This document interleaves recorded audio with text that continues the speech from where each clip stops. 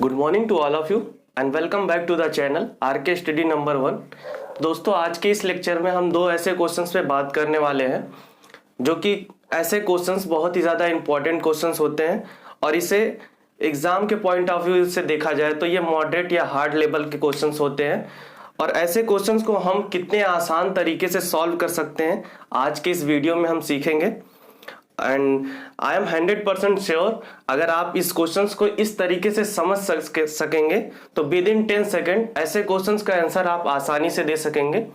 तो दोस्तों, अगर आप इस वीडियो को FB पे देख रहे हैं तो हमारे पेज को फॉलो करें, और अगर आप इस वीडियो को YouTube पे देख रहे हैं तो वीडियो को लाइक करें और सब्सक्राइब करना ना भूलें और अपने दोस्तों में ज़्यादा से ज़्यादा शेयर करें।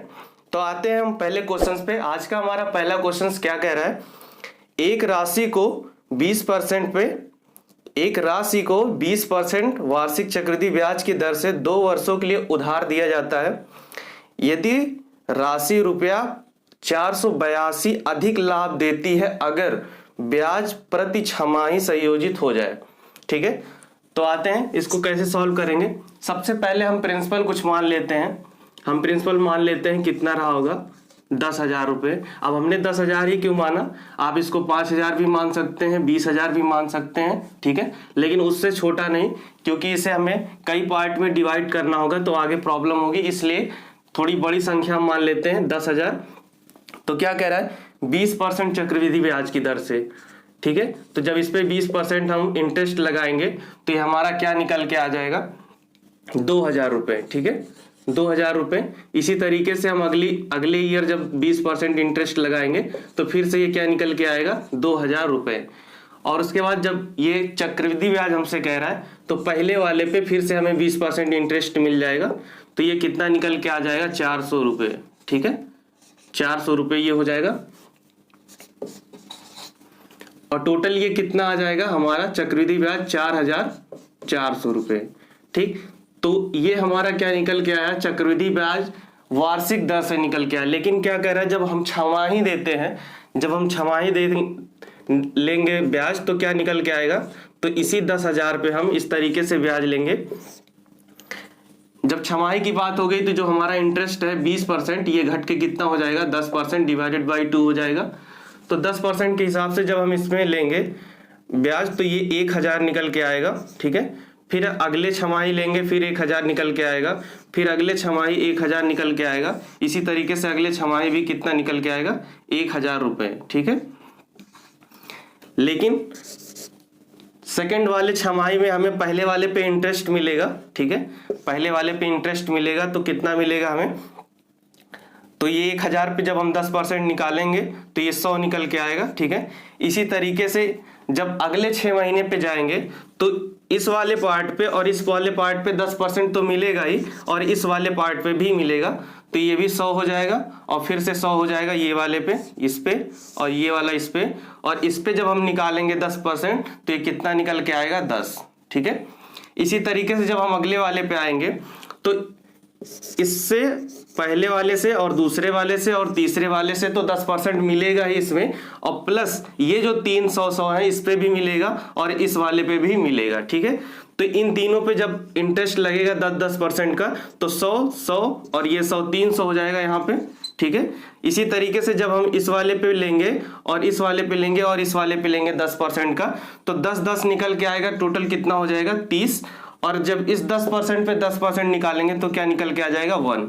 ठीक है, इस तरीके से ये हमारा चक्रवृद्धि ब्याज हो जाएगा। और टोटल काउंट करेंगे अगर हम तो ये 4,000 पूरा हो जाएगा, और ये 300 और ये 300 4600, और 4600 3 और 1 4 40 और 41, यानी टोटल कितना आ जाएगा, 4641। ठीक है, अब हमको ये क्या निकल के आ रहा है, ये जब छमाही होता है तो हमारा इतना इंटरेस्ट निकल के आता है 4641, और अगर उसी को वार्षिक देखा जाए तो 4,400 निकल के आता है। तो दोनों में डिफरेंस कितना है हम चेक कर लेंगे, इन दोनों में डिफरेंस कितना है, तो डिफरेंस 241 का आ रहा है। ठीक है, कितना आ रहा है, 241 का आ रहा है।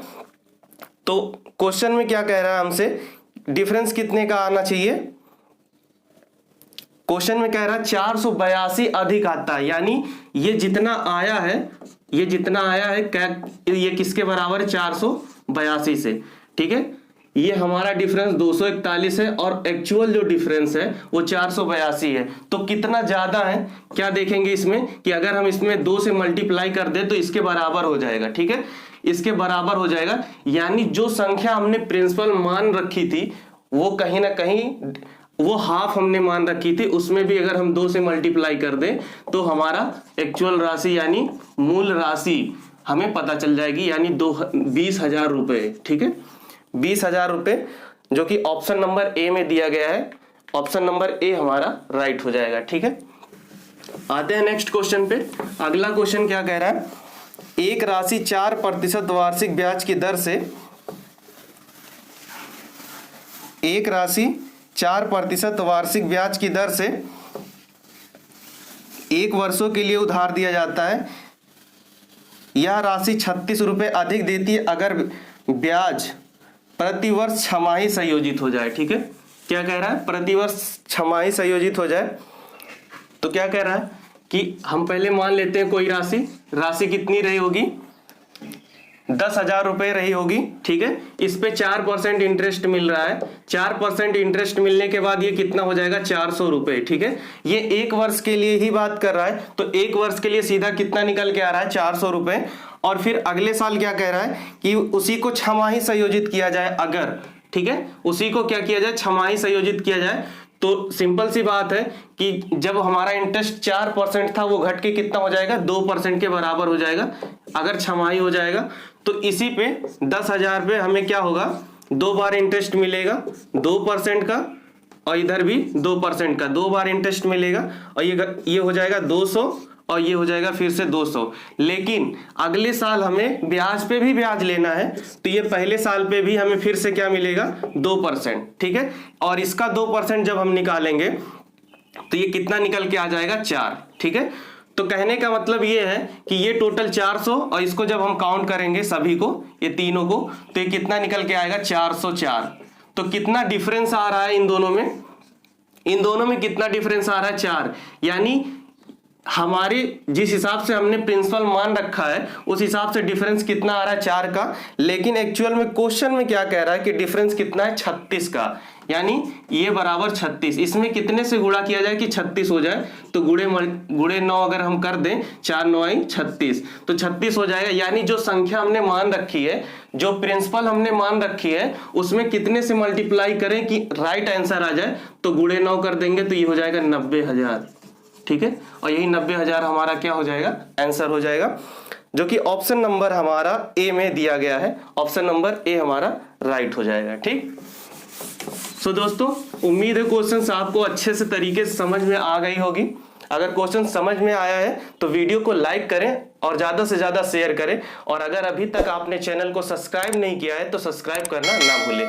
मिलते हैं हम अगले वीडियो में कुछ नए क्वेश्चंस के साथ, तब तक के लिए जय हिंद।